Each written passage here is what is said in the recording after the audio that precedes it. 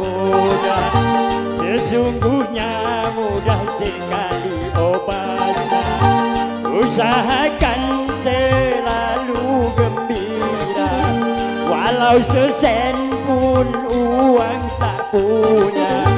Kalau perlu banyak-banyaklah tertawa, tetapi jangan seperti orang gila.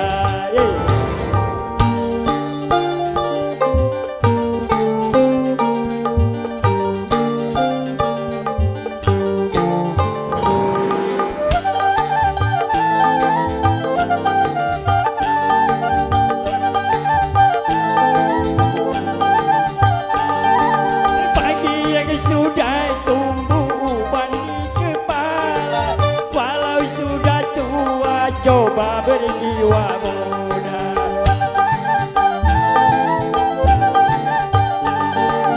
Juga bagi orang yang tak bergigi lagi, pasang gigi palsu kembali muda lagi.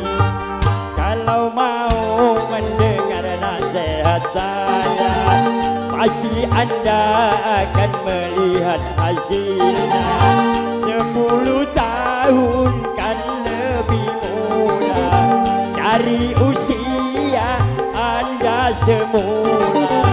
Apabila Anda mau awet muda, coba lakukan saya punya bicara.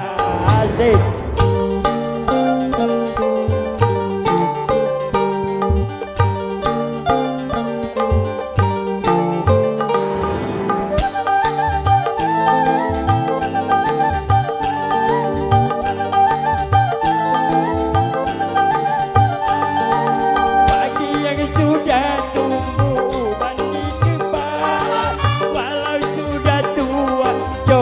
Berjiwa muda.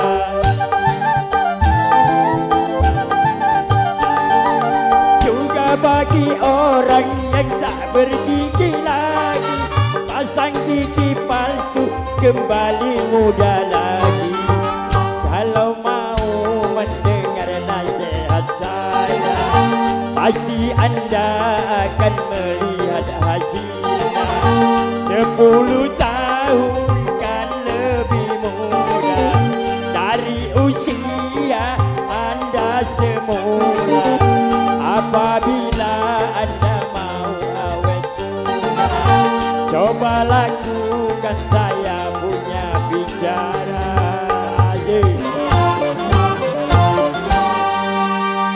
Saya lagi lagu.